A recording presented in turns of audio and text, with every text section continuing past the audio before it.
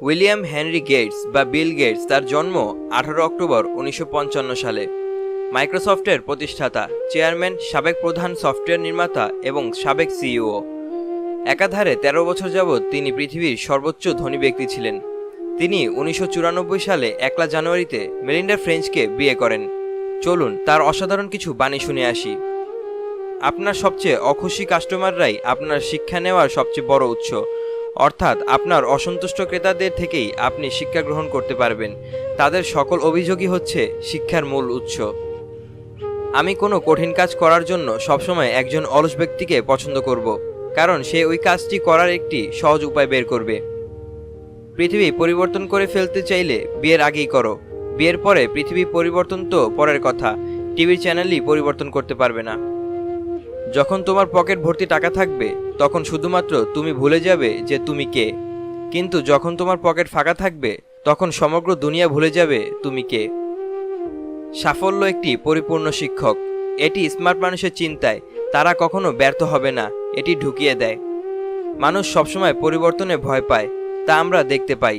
যখন বিদ্যুৎ আবিষ্কার হয় তখন মানুষ বিদ্যুৎ ব্যবহারে ভয় পেত। তারা কয়লা এবং গ্যাস চালিত ইঞ্জিন ব্যবহারের ক্ষেত্রেও ভয় করত। যারা অজ্ঞ থেকেছে তারা সবসময় নতুনকে বরণ করে নিতে ভয় পেয়েছে। একটু সরাসরি বলতে গেলে অজ্ঞতাই ভয়ের জন্ম দেয়। আপনি যদি কোনো কিছু ভালোভাবে করতে না পারেন, অন্তত চেষ্টা করুন। আপনি যদি গরিব হয়ে জন্ম নেন তাহলে এটা আপনার দোষ নয়, কিন্তু যদি গরিব থেকেই মারা যান তবে সেটা আপনার দোষ। আমাদের জন্য সফলতার প্রথম মূলমন্ত্র হলো সবসময় খুব চৌকস ব্যক্তিদেরকেই কাজে নিয়ে আসুন।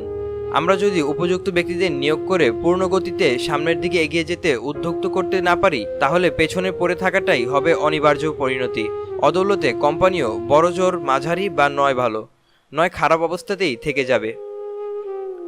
আমরা যদি পরবর্তী শতাব্দীর কথা চিন্তা করি তবে তারাই নেতা হবে যারা অন্যদের ক্ষমতায়ন করে। আমাদের এমন কিছু মানুষ প্রয়োজন যারা আমাদেরকে তাদের মতামত জানাবে, এভাবেই আমরা উন্নতি করতে পারবো। সবচেয়ে অসুখী মানুষের প্রতি লক্ষ্য করুন, অনেক কিছু শিখতে পারবেন। আমাদেরকে প্রচুর টাকা ঢালতে হবে আমাদের স্বভাবের পেছনে, যদি তা আমরা বদলাতে চাই। একটি নির্দিষ্ট সময়ে গিয়ে অর্থের কোনো উপযোগিতা আমার কাছে নেই। একটি সংস্থা গঠন এবং তা থেকে প্রাপ্ত সম্পদ বিশ্বের দরিদ্রতম স্থানে প্রদান করতেই এর উপযোগিতা নিহিত।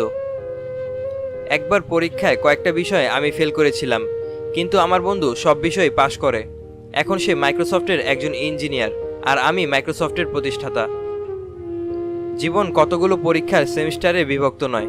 এখানে কোনোই গ্রীষ্মকালীন ছুটি নেই এবং খুব কম সংখ্যক লোকই তোমার সামর্থ্য চেনাতে সাহায্য করতে আসবে। পুঁজিবাদ একটি বিস্ময়কর ব্যাপার যা মানুষের মাঝে প্রেরণা যোগায়। ইহার কারণে কিছু উদ্ভাবন হতে পারে, কিন্তু এ পৃথিবীর সকল এলাকার জন্য এটা মঙ্গলজনক নয়। আমি এটা বিশ্বাস করি যে আপনি যদি মানুষের সমস্যা দেখান এবং তার সমাধানও দেখান তবে মানুষ হস্তান্তর হবে। সফলতা উদযাপন করা ভালো, তবে ব্যর্থতার দিকেও নজর দিতে হবে। সরকার মানুষের জন্য নীতি তৈরি করে এবং তারা মানুষের সম্পদ প্রদান করে থাকে যাদের তা প্রয়োজন। তারা গবেষণার জন্য অর্থ সংগ্রহ করে থাকে, যা দ্বারা নতুন কোনো কিছু আবিষ্কারের মাধ্যমে মানুষের জীবন মান উন্নত করতে পারে। আমি যখন ছোট ছিলাম তখন আমার সত্যি সত্যি অনেক অনেক স্বপ্ন ছিল, আর এই স্বপ্ন তৈরি হয়েছিল কারণ আমার অনেক অনেক পড়ার সুযোগ ঘটেছিল। কে বলেছে আমরা দরিদ্র কিংবা রোগ ব্যাধিকে নির্মূল করতে পারবো না? আমরা অবশ্যই পারবো। সমস্যা যতই বড় হোক না কেন, আশা মানুষকে বাঁচিয়ে রাখে, নতুন কিছু উদ্ভাবন করতে অনুপ্রেরণা যোগায়। কিন্তু সমস্যাকে নিজের চোখে না দেখলে শুধু আশা নিয়ে সমস্যা সমাধান করা যায় না। আমি হতাশাবাদীদের দলে নই, কিন্তু আমাদের স্বীকার করতে হবে যে প্রযুক্তি ও উদ্ভাবনকে যদি আমরা বৈষম্য দূরীকরণের কাজে না লাগাই, তাহলে ভবিষ্যতে আমরা এমন সব উদ্ভাবন নিয়ে বসে থাকব যা পৃথিবীকে আরও বিভক্ত করে ফেলবে। উদ্ভাবন দিয়ে কি হবে যদি তা স্কুলে শিক্ষার মান না বাড়ায়, যদি ম্যালেরিয়া নির্মূল করা না যায়, দরিদ্র দূর করা সম্ভব না হয়, দরিদ্র কৃষকের অন্নের নিশ্চয়তা না থাকে?